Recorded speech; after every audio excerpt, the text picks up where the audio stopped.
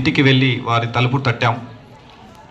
Sir మాకు ఒక సమస్య ఉంది, మేము ఉపాధ్యాయులం అని చెప్పిన వెంటనే వారి ఇంట్లోకి తీసుకెళ్ళి కూర్చోబెట్టి టీ దాగిపిచ్చి మరీ మా సమస్యని ఓపికగా విని మేము ఏం చేయాలి, మా సమస్యకు పరిష్కారం ఏంటి ఆన్ ద స్పాట్లో మాకు చెప్పినటువంటి, మాకు ధైర్యాన్ని, బాల్కొండ పాఠశాల ఉపాధ్యాయులమైన మాకు ధైర్యాన్ని నింపినటువంటి గొప్ప నాయకులు గౌరవనీయులు మానల మోహన్ రెడ్డి గారు. మేము ఈ వేదిక పైన చెప్పడం ఎందుకు చెప్పాల్సి వస్తుందంటే, ఈ పిల్లలకు, ఈ ప్రాంత పిల్లలకు వారు ఇప్పుడే మొదటిసారి ఉండొచ్చు, కానీ మేము వారి నుంచి సహాయాన్ని పొంది ఉన్నాం. అటువంటి గొప్ప నాయకులు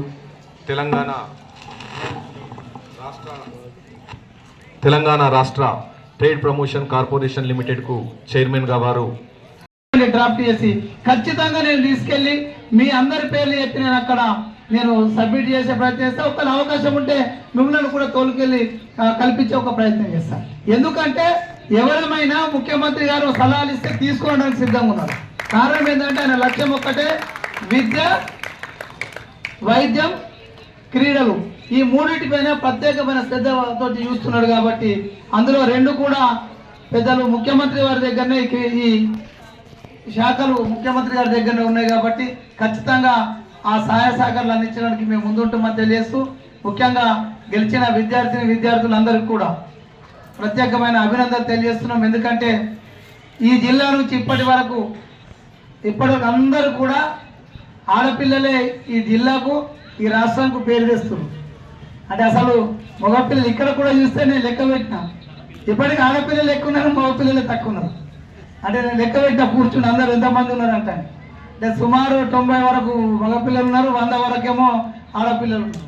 కాబట్టి అందరూ కూడా మీరు పోటీపడి, మగపిల్లలు ఆడపిల్లలతో పోటీపడి ఈ జిల్లాలో, మీ మండలంలో మీరు మంచిగా క్రీడలు ఆడితే రేపు రాష్ట్రంలో ఆడటానికి అవకాశాలు వస్తాయి. కాబట్టి ఆడపిల్లలు, మగపిల్లలు పోటీపడి మరి మీరు క్రీడల్లో మీ నైపుణ్యాన్ని ప్రదర్శిస్తే దాని ద్వారా రెండు లాభాలు, ఒకటేమో మీకు గుర్తింపు వస్తుంది, రెండవది దాని ద్వారా మీకు ఉపాధి కలుగుతుంది. ఉద్యోగాలలో, మిగతా వాటిలలో మీకు రిజర్వేషన్ దొరుకుతుంది. కాబట్టి మీరందరూ కూడా సీఎం కప్తో పాటు మిగతా క్రీడలలో కూడా ముందుండాలని మీ అందరినీ పర్సనల్గా రిక్వెస్ట్ చేస్తూ, దీన్ని ఈ కార్యక్రమం నిర్వహించినందుకు ఎండిఓ గారి, ఇందులో పార్టిసిపేట్ చేసిన ఎంఈఓ గారిని, వారి బృందం, ప్రధాన ఉపాధ్యాయులు, అదేవిధంగా పీడీలందరికీ కూడా పేరు పేరున ధన్యవాదాలు తెలియజేస్తూ, నాకు ఆహ్వానించి ఇక్కడ ఈ అవకాశాన్ని పిల్లలకు ముందు వచ్చి ఇక్కడ కూర్చుండే అవకాశాన్ని ఇచ్చినందుకు నిర్వాహకులందరికీ కూడా పేరు పేరున ధన్యవాదాలు తెలుస్తూ ముగించుకున్నాను. నిర్వాహకులందరికీ మరియు ఈరోజు క్లోజింగ్కి వచ్చినటువంటి మా రాజకీయ గురువు, తెలంగాణ రాష్ట్ర cooperative society chairman మానల Mohan Reddy అన్న గారికి, ఎంపీడీఓ భాస్కర్ రెడ్డి సార్ గారికి, రాజేశ్వర్ రెడ్డి సార్ గారికి, ఉన్న నా సోదరులందరికీ, విద్యార్థులకు అభినందనాలు, శుభాభినందనాలు తెలియజేస్తున్నా. దయచేసి ఎండలో కూర్చున్నబెట్టినందుకు క్షమించాలని కోరుకుంటూ, మోనన్న గారిని రిక్వెస్ట్ చేసేది ఏంటంటే, నేను చిన్న ఉన్నప్పుడు సేమ్ అలాగా కింద ఉన్నప్పుడు కూడా ఇదే గ్రౌండ్కి వచ్చి నాగాపూర్ నుండి బాల్కొండకు వచ్చి క్రికెట్ చూసేవాడిని.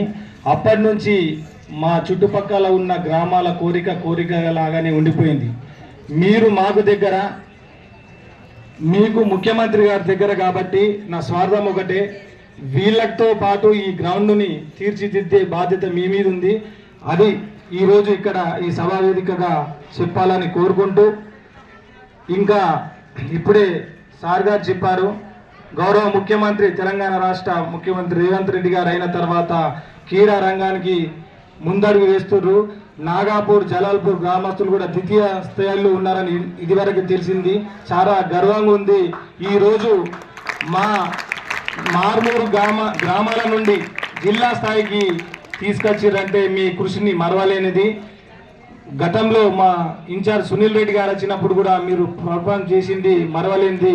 ఎందుకంటే ఒక కాన్సెప్ట్ తీసుకున్నారు, ఖచ్చితంగా ప్రభుత్వ పాఠశాలలో చదువుతున్న విద్యార్థులు తక్కువ కాదు, రేపు భావి భారతానికి వీళ్ళే తీర్చిదిద్దే పౌరులని మీరు ముందడుగు వేస్తున్నందుకు మీకు ఇక్కడ ఈ నిర్వహించిన ఉపాధ్యాయ బృందానికి మరియు శిరస్సు వహించి నమస్కారం తెలియజేస్తూ సెలవు తీసుకున్నారు.